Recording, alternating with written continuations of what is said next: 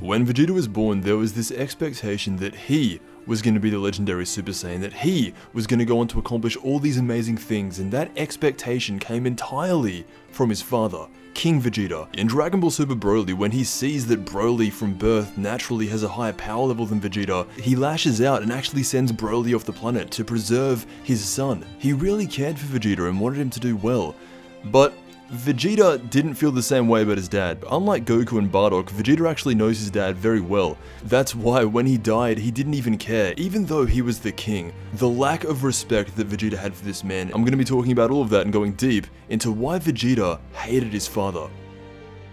It all started from a very young age. By the time he was 12, Vegeta had already surpassed his dad in power level. That, for a Saiyan of that time period, doesn't happen, so you could imagine Vegeta's respect for this man is going way down from a very early age. Not only that, but the situation that the Saiyans, and specifically Vegeta himself, are under, it's a complete dictatorship by Frieza. Vegeta sees his dad as the king, but the king wasn't really the king. The entire Saiyan race under King Vegeta were ruled by Frieza. He had them on strings, so all the respect that Vegeta had for his dad, in a way he was looking to Frieza and was thinking to himself, that is the type of power that in a way I respect. All of his life, Vegeta didn't look up to his dad because his dad was being ruled by Frieza. From ages 1 to 30, Vegeta was planning on how to get away from Frieza's rule, and ironically enough, the man that he thought he respected the least was actually the one to rise up and do it, Goku. Not only did Vegeta see his dad be slapped around by Frieza, but also the God of Destruction.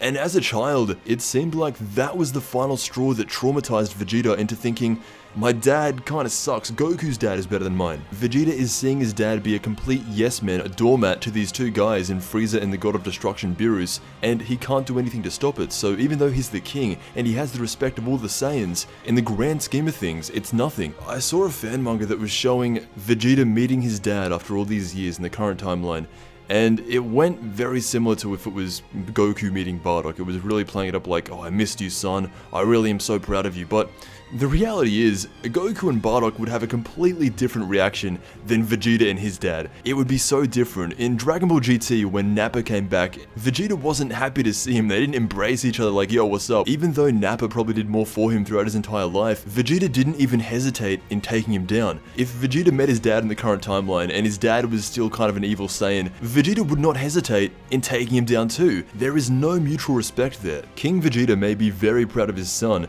but Vegeta himself, no, he doesn't care. Now, it wasn't always like this. Vegeta did originally have a lot of respect for his dad. Before he really understood the situation with Frieza, and he was standing next to his dad all proud, and his dad was saying to him, you, Vegeta, will be the first ever Super Saiyan, it is your destiny. That was in a time when Vegeta really looked up to his dad. However, there's a scene in Battle of Gods when Beerus is standing on King Vegeta's head. Whis is there, and Vegeta is hiding behind some rubble, and he can see what's happening as well. This whole scene is just Beerus asserting his dominance, and Vegeta looking in the distance saying, how can this be? I thought my dad was the king, and slowly coming to the realization that the Saiyan King is not even close to the top of the hierarchy. And by the end of it, you can see that Vegeta does have respect for him as a child. He runs towards Beerus screaming, you can't treat the king like that. Over the course of a few years, this would play out again and again in Vegeta's mind, and he eventually would resent his dad for it. Whether that's a fault of his own character, that's how he thought. So eventually, when he learned that his entire race had been destroyed and his dad killed, he really didn't care. By then, he had one goal,